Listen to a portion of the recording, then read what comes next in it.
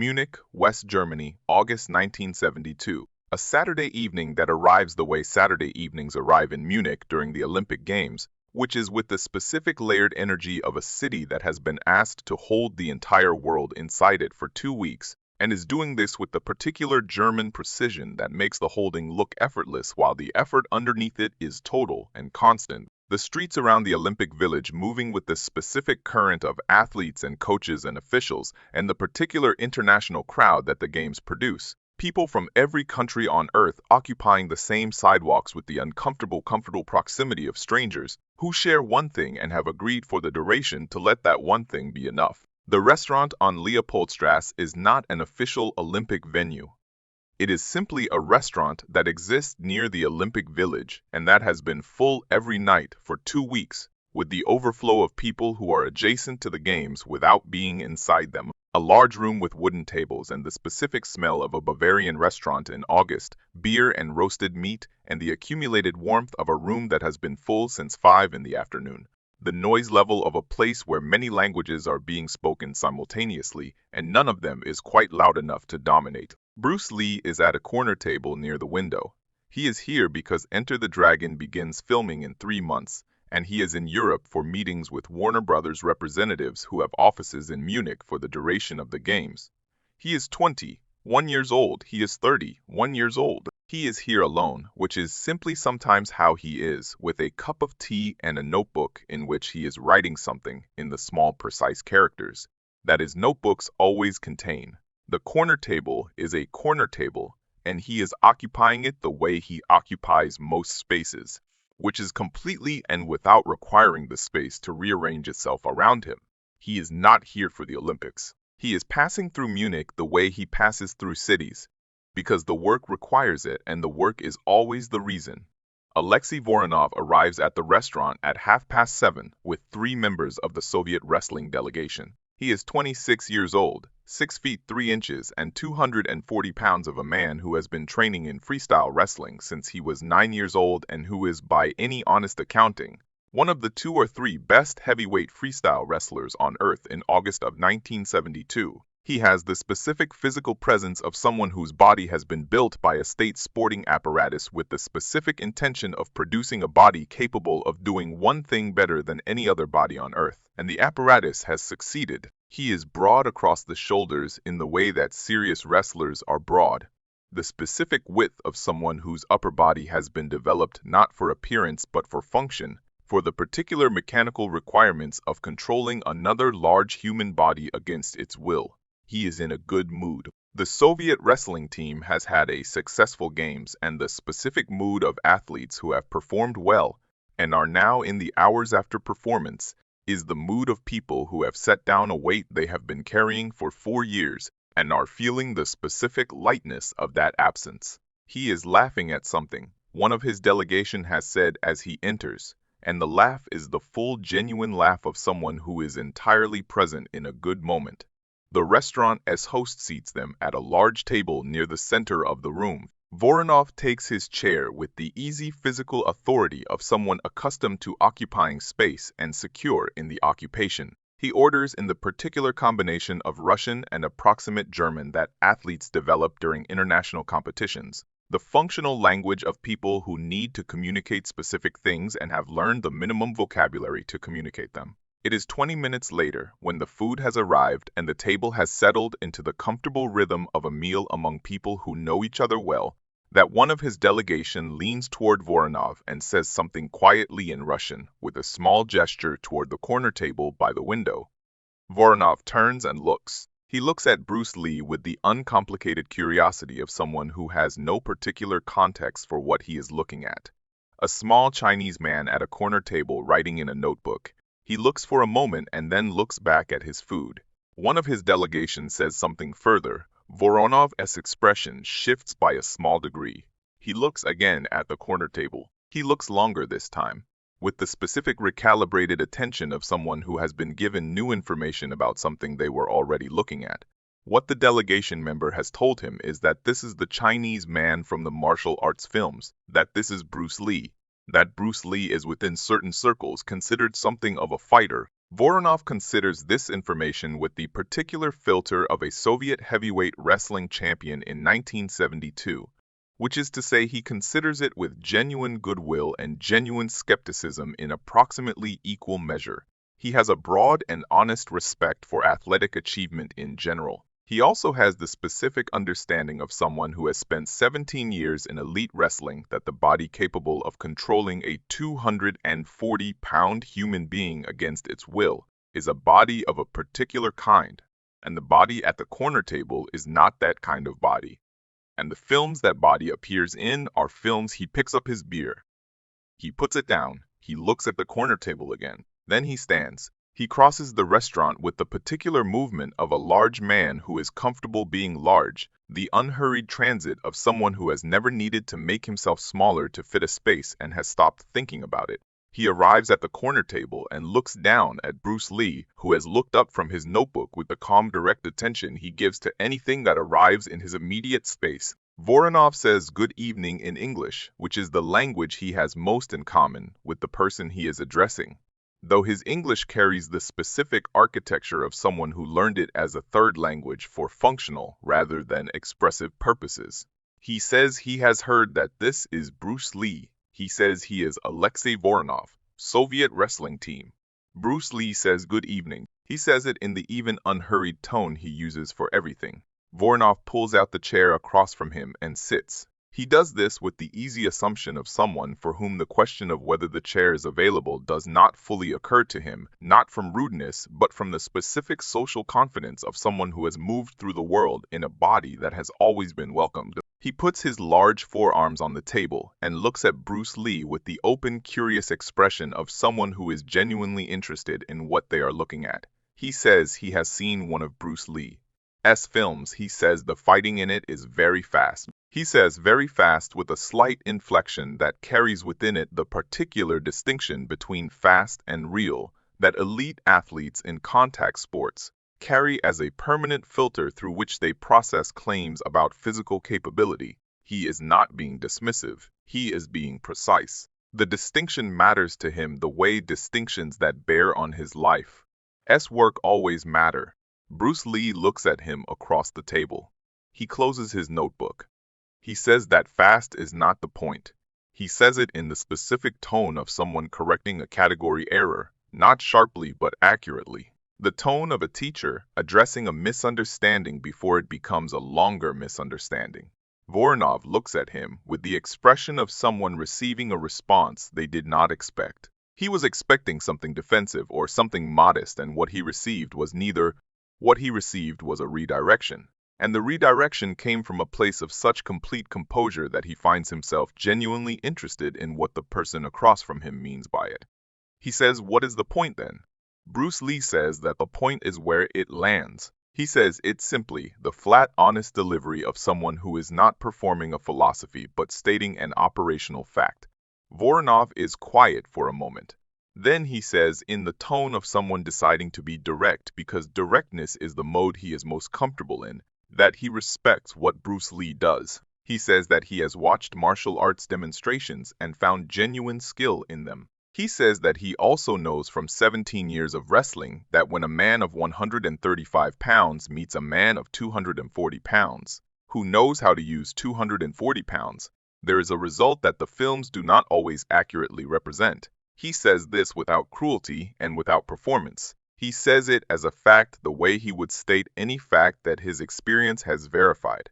He leans forward slightly. He says that he will make a proposition. He says that he will put one hand on the table, palm up, and that Bruce Lee's two hands together cannot move it for the count of 5 seconds. He extends his right arm across the table, palm up, the hand open, the hand of a heavyweight wrestler.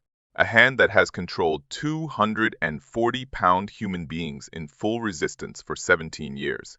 He says that if Bruce Lee moves it, he will say that the films are real. He says it with the specific, comfortable generosity of someone who is certain of the outcome and is therefore free to be generous about it. The security of a man making an offer he is certain is safe to make. He says it looking across a restaurant table in Munich on a Saturday evening at a man who weighs 135 pounds and is drinking tea and was writing in a notebook when he arrived.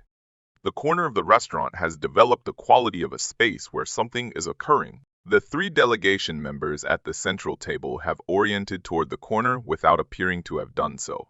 Two people at the adjacent table have found reasons to be very still. The waiter, who was approaching with a coffee pot, has stopped at a distance that allows him to observe without participating.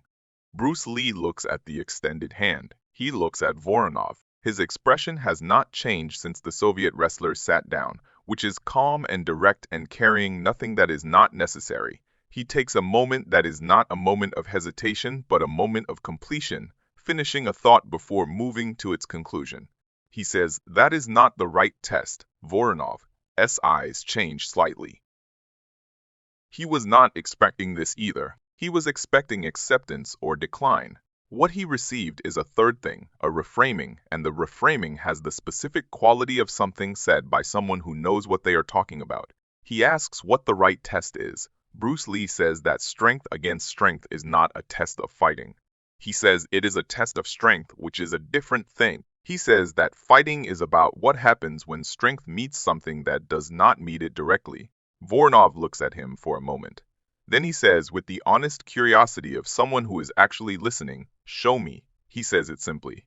Not a challenge, exactly. Something more open than a challenge. The specific request of someone whose mind is genuinely engaged and who wants to understand what is being said in the most direct way available. Bruce Lee stands.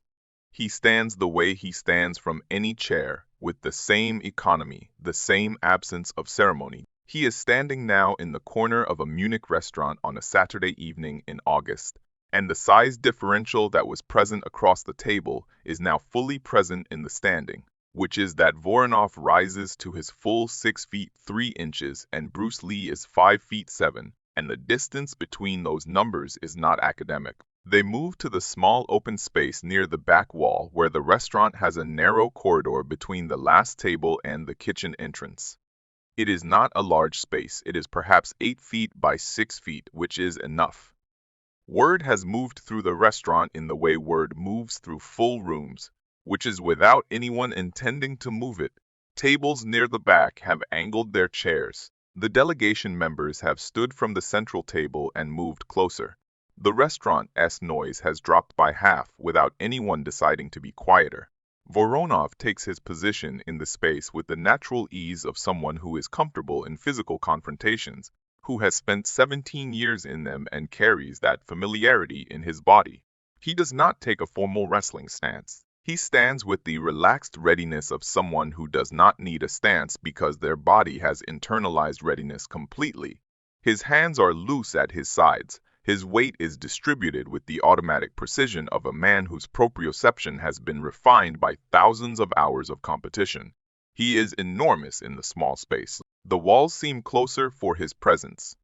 He looks at Bruce Lee with the expression of someone who is genuinely curious about what is going to happen, which is the most honest expression he has worn since he sat down. The performance of certainty has been replaced by something more real, which is a large man who is genuinely skilled, looking at a small man who says things with a particular quality of conviction that large men who are genuinely skilled have learned to pay attention to.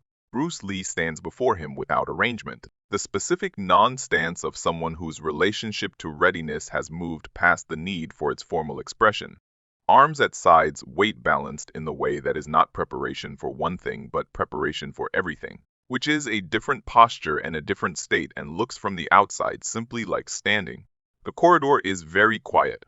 Voronov moves first. He moves with the controlled patience of an elite wrestler who knows that the first movement in any exchange is not the exchange itself, but the establishment of position, the testing of distance, the gathering of information. He extends both arms forward in the specific reaching gesture of a wrestler initiating a tie-up, the hands coming forward to find the shoulders or the neck or whatever is offered, to establish the first contact from which everything else follows. It is not a violent movement, it is a precise one. The opening of a conversation that wrestlers have been having with each other for 5,000 years, his hands close on empty air. Bruce Lee has moved inside, not back, not sideways, inside, directly toward Voronov, inside the reach of the extended arms before the hands have found their grip, inside the distance that wrestling requires to function, Inside the architecture of the technique at the precise moment, the architecture depends on the target being outside it. He has moved to a place that is too close for the technique to operate and has arrived there before the technique knew he was coming. In the space that is too close for wrestling, Bruce Lee's right elbow moves. Not his fist, his elbow. The specific weapon of the specific range that is too close for punching and too close for wrestling, and that exists in that narrow corridor between the two systems where neither system has fully established its authority. The elbow travels a short distance, perhaps 6 inches, and arrives at the center of Voronov's chest at the precise anatomical point, where the sternum meets the ribs, the specific location where a force delivered with correct structure does not need to travel far to communicate completely.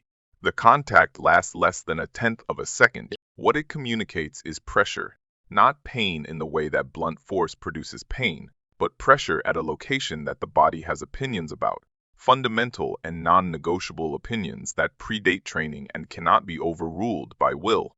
The body's opinion about the sternum is that it does not wish to be pressed. When the sternum is pressed with the specific focused force of an elbow driven by the structure of a body that understands how to deliver force without mass, the body's opinion expresses itself immediately.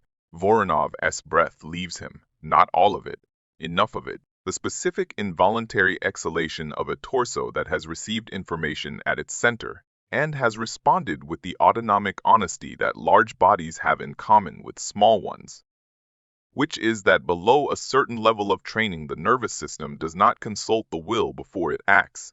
His hands, which were reaching forward, drop by 6 inches.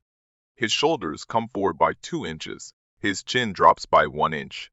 These are small movements. They are also in the specific grammar of physical confrontation. The sentence reads, "I have been reached." He does not fall. Alexei Voronov, Soviet heavyweight wrestling champion, does not fall. What he does is stop. The complete momentary stillness of a large experienced athlete whose system has received unexpected information and is processing it with the specific speed that large experienced athletes process unexpected information, which is faster than ordinary people, but not faster than the information itself. He is still for 2 full seconds. In those 2 seconds, the corridor is absolutely silent. The restaurant behind the corridor is absolutely silent. 8 people who can see what is happening and 11 more who can see the faces of the 8 who can see it are all inside the same 2 seconds, which are the longest 2 seconds the restaurant on Leopoldstrasse has contained on any of the 14 evenings it has been full during these Olympic Games. Bruce Lee is standing exactly where he was standing when his elbow returned to his side, 2 feet from Voronov, looking up at him with the expression that has not changed since he stood from the corner table, which is calm and direct and carrying nothing that is not necessary. The expression of someone for whom what just happened was the answer to a question, and the answer is now given, and the matter is therefore complete. Voronov exhales, he straightens. He brings himself back to his full height and stands at his full height and looks down at Bruce Lee from that height, and his expression is an expression that his face has not been asked to produce many times in 26 years, which is the expression of someone who has just been given a precise and undeniable education in the difference between what they knew and what there is to know. He says nothing for a moment, he is breathing. He is doing both of these things at the same time with the focused intensity of someone who is revising something important and doing it honestly. Then he says, "How?" He says it in the flat, simple Russian inflected English of someone asking a genuine question, not a rhetorical how, not a performative how, but the actual request for actual information from someone whose entire relationship to physical knowledge is empirical, and who has just received empirical evidence of something he did not have a category for. Bruce Lee looks at him, he says. Inside. He says it simply. You reach out. I go inside the reach. There is no strength test inside the reach. There is only position. Voronov looks at him for a long moment. He looks at the space between them. He looks at his own hands, which are at his sides now, which were reaching forward 2 seconds ago and found nothing, which closed on the specific nothing that is the inside of their own extension. He is mapping something. The specific internal cartography of an expert encountering a new territory and beginning to chart it. He nods slowly, the nod of someone who has understood something they cannot yet fully articulate, but whose body has already begun to file under the category of true. He extends his hand, the hand extended forward, horizontal, the offer of one person to another after something real has passed between them. Bruce Lee takes it, his hand inside Voronov, as hand the way a smaller thing sits inside a larger thing while remaining entirely itself. Voronov says, "You are very fast." He says it with the honest precision of a man who has spent his life around fast people and knows what fast means and is applying the word accurately, he says. "And you are very small." He says this also with precision, not as an insult but as an observation, the specific observation of someone who has spent 17 years operating under the assumption that size is the primary variable, and has just encountered evidence that the variable set is larger than he thought. Bruce Lee says, yes, he says it without defensiveness and without satisfaction, the flat acknowledgement of a fact. They stand in the corridor for a moment. Around them, the restaurant is slowly retrieving its ordinary noise, the way rooms retrieve their ordinary noise after something extraordinary has passed through them, not all at once but in pieces, one conversation resuming and then another until the specific silence is covered but not gone, still present underneath the resumed noise like something that has been placed beneath a cloth and remains the shape it was. Bruce Lee returns to the corner table. He picks up his notebook. He picks up his tea, which has gone cold. He does not sit down immediately. He stands at the corner table for a moment and looks out the window at Leopoldstrasse in the Munich evening, the Olympic city moving past the glass with its specific international energy, athletes and officials, and the particular crowd that only the games produce, all of them going somewhere in the August dark with the purposeful transit of people who have somewhere specific to be. He sits. He opens his notebook. He finds the place where he stopped writing, and he continues from that place. The small, precise characters resuming in the space where they left off, as if the corridor and what happened in it were simply a pause in a sentence that was always going to continue. Outside on Leopoldstrasse, the Munich evening completes its long transition toward night. The Olympic city carries its 2 weeks toward their conclusion with the organized efficiency of something that has been planned for years and is now simply executing the plan. Tomorrow, there will be competition. There will be results. There will be flags and anthems and the particular compressed emotion of people who have trained for 4 years to arrive at a single moment and are now inside that moment, and will soon be beyond it.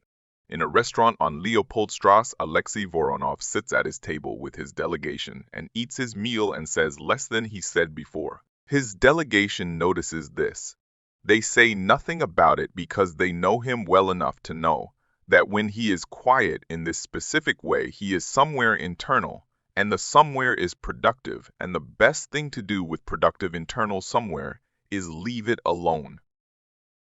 He is thinking about inside. He is thinking about what it means that a 135-pound man moved inside the reach of his arms before his arms knew the man was moving, and what it means about reach, and what it means about the assumption that reach is safety, and what it means about all the years he spent building the reach without thinking carefully about what exists inside it. He will think about this for a long time. He will bring it back to Moscow, and he will bring it into the training room, and he will begin, slowly and methodically, to think about the inside of his own extension, the territory that his own technique creates and leaves unattended, the specific geography of his own system as assumptions. He will not become a different fighter. He will become a more complete one. And the difference between those two things is the distance between what he knew when he walked into the restaurant on Leopoldstrasse and what he knew when he walked out. A distance traveled in 2 seconds in a corridor in Munich, on a Saturday evening in August, during the games, as all real education arrives, which is without announcement, without ceremony, through a door that was not on the itinerary, in a moment that the schedule did not contain as it was, as it always is.